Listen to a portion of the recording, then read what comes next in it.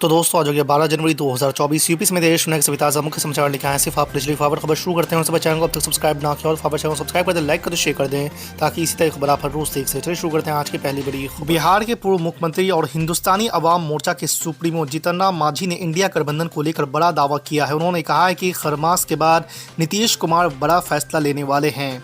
वो कभी भी पलटी मारकर लालू यादव और महागठबंधन के दलों को झटका दे सकते हैं। पूर्व मुख्यमंत्री पहले भी ऐसा दावा कर चुके हैं कि एनडीए में जाने के अलावा उनके पास कोई सुरक्षित उपाय नहीं है। पंजाब के मुख्यमंत्री भगवंत मान पर मानहानि केस हुआ है। अपने परिवार पर झूठे आरोप लगाने पर शिरोमणि अकाली दल के अध्यक्ष सुखबीर सिंह बादल ने अदालत में मुख्यमंत्री मान के खिलाफ मानहानि का केस दायर किया है। आपको बता दें कि लुधियाना में पंजाब सरकार के ओपन डिबेट में मुख्यमंत्री भगवंत मान ने कहा था कि बादल परिवार ने हरियाणा में बालासर फार्म के लिए स्पेशल नहर निकाली थी। जम्मू कश्मीर के पूर्व मुख्यमंत्री महबूबा मुफ्ती एक कार दुर्घटना में बाल बाल बच गई है। आपको बता दें कि महबूबा मुफ्ती की कार जम्मू कश्मीर के अनंतनाग जिले में दुर्घटनाग्रस्त हो गई। हादसे के बाद आई कार की तस्वीरों से ऐसा अनुमान लगाया जा सकता है कि ये दुर्घटना कितनी भीषण होगी। जिस काली स्कॉर्पियो में महबूबा मुफ्ती सवार थी उसके ड्राइवर को चोट आई है। देश के साफ शहरों की सूची में एक बार फिर से इंदौर और सूरत ने परचम लहराया है। मध्य प्रदेश और गुजरात के इन शहरों ने देश के दूसरे सभी शहरों के सामने मिसाल पेश की है। इंदौर तो लगातार 7वीं बार पहले पायदान पर रहा है। असम के मुख्यमंत्री हेमंत बिस्वा शर्मा ने गुरुवार को कहा कि कांग्रेस को अपने पाप कम करने का मौका दिया गया था, लेकिन पार्टी ने राम मंदिर प्राण प्रतिष्ठा समारोह के निमंत्रण को अस्वीकार कर दिया, जिससे इतिहास उसे हिंदू विरोधी के रूप में आंकना जारी रखेगा। शर्मा ने दावा किया है कि कांग्रेस शुरुआत से ही अयोध्या में राम मंदिर के बारे में अपने विचारों को लेकर इस तरह के निमंत्रण की हकदार नहीं थी। नरेंद्र मोदी फिर से पीएम ना बने तो चौराहे पर फांसी लगा लूंगा, भविष्यवाणी कर बोले विधायक। जी आपको बता दें कि शिवसेना के शिंदे गुट के विधायक संतोष बांगर ने कहा है कि पीएम नरेंद्र मोदी ही 2024 में दोबारा केंद्र की सत्ता में लौटेंगे। उन्होंने कहा है कि मेरा ये दावा है और ऐसा ही होगा।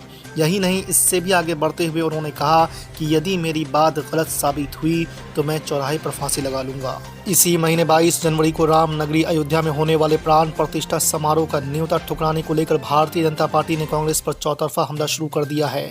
भाजपा का कहना है कि कांग्रेस ने तुष्टीकरण के लिए न्योता को अस्वीकार कर दिया है।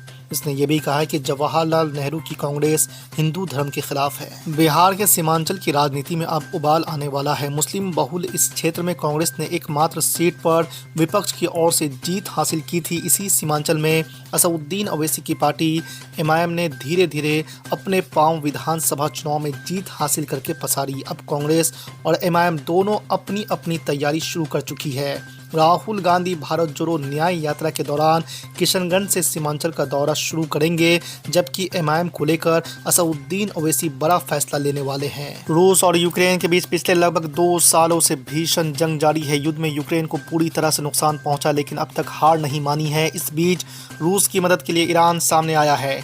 ईरान ने एक नया ड्रोन बनाया है जिसका नाम शहीद 107 है। यह यूक्रेन के खिलाफ युद्ध में रूस की मदद करेगा। आपको बता दें कि शहीद 107 एक विस्फोटक और टोही ड्रोन है। फिलिस्तीन के गाजा शहर पर इजरायली हमलों की अब दुनिया भर में निंदा होने लगी है। इन हमलों में हजारों लोग मारे गए हैं। कई देश इसे गाजा नरसंहार का नाम दे रहा है। दक्षिण अफ्रीका ने इसके लिए इजरायल के खिलाफ अंतर्राष्ट्रीय न्यायालय में ऐतिहासिक मामला दायर किया है। अब दक्षिण अफ्रीका को इस केस को लड़ने के लिए कई बड़े देशों का साथ मिल रहा है।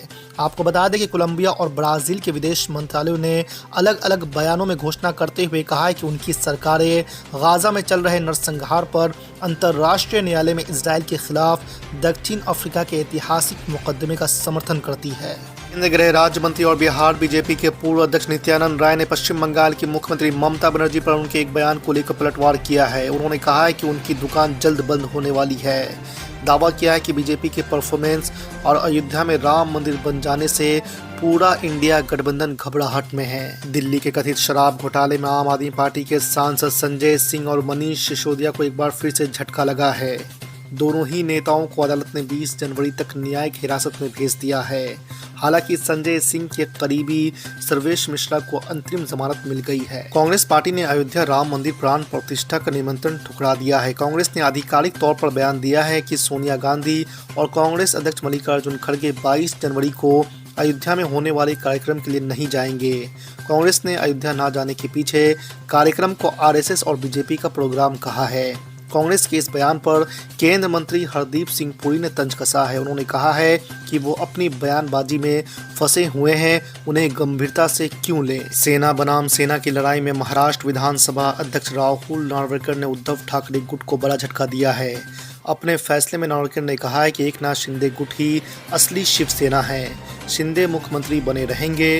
नार्वेकर ने उद्धव ठाकरे की अयोग्यता वाली याचिका को खारिज कर दिया है। अयोध्या, काशी और मथुरा के बाद अब राजस्थान के अजमेर में 800 साल पुरानी मस्जिद को लेकर विवाद बढ़ सकता है। दरअसल भारतीय जनता पार्टी के एक सांसद ने 12वीं सदी में बनी मस्जिद 2.5 दिन की झोपड़ी की जगह दोबारा देवालय और संस्कृत शिक्षण केंद्र शुरू करने की मांग की है।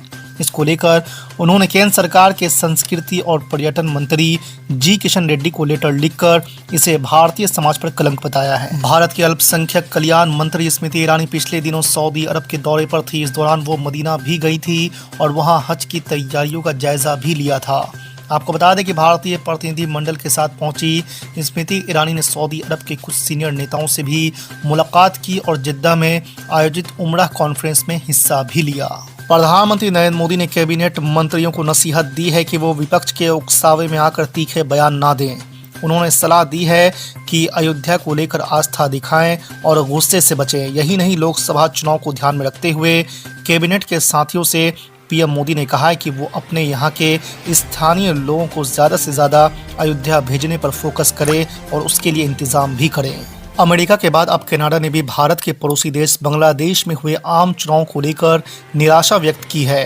कनाडाई सरकार ने बांग्लादेश के संसदीय चुनाव में उन लोकतंत्र और स्वतंत्रता के सिद्धांतों की कमी बताई जिस पर देश की स्थापना हुई थी। ये बात ग्लोबल अफेयर्स कनाडा ने मंगलवार को एक विज्ञप्ति में कहा है। उत्तर प्रदेश के मुख्यमंत्री योगी आदित्यनाथ ने कहा है कि परिवारवाद, जातिवाद और विभाजन की राजनीति करने वाले लोगों ने उत्तर प्रदेश के नौजवानों के सामने पहचान का संकट खड़ा कर दिया था। आज आप देश के किसी भी राज्य में जाएं और बोलिए कि उत्तर प्रदेश से हैं तो लोगों के चेहरों पर खुशी देखने को मिलती है। आज उत्तर प्रदेश देश के सबसे प्रोग्रेसिव स्टेट के रूप में स्थापित हो रहा है। आगामी लोकसभा चुनाव को लेकर एनडीए में सीट बंटवारे का फॉर्मूला अभी तय नहीं हुआ है, मगर चर्चा है कि बीजेपी बिहार की 40 में से 30 सीटों पर खुद चुनाव लड़ेगी। बाकी की 10 लोकसभा सीटें एनडीए में शामिल अन्य दलों को दी जाएगी। कहा जा रहा है कि लोजपा रामविलास के मुखिया चिराग पासवान और उनके चाचा एवं लोजपा प्रमुख पशुपति पारस को बीजेपी 4 सीट देगी। झारखंड के सोरेन सरकार के पदाधिकारी अब राज्य के बाहर की एजेंसियों के समन या नोटिस पर सीधे उपस्थित नहीं होंगे। मुख्यमंत्री हेमंत सोरेन की अध्यक्षता में मंगलवार को मंत्रिमंडल की बैठक में इस संबंध में फैसला लिया गया है। अयोध्या में राम मंदिर में लग रहे सोने के दरवाजे की पहली फोटो सामने आई है। इसके ऊपर काफी खूबसूरत ढंग से नक्शा किया गया है। जानकारी के मुताबिक ये दरवाज़ा 12 फीट ऊंचा और 8 फीट चौड़ा है। इस दरवाजे को अभी फर्स्ट फ्लोर पर लगाया गया है।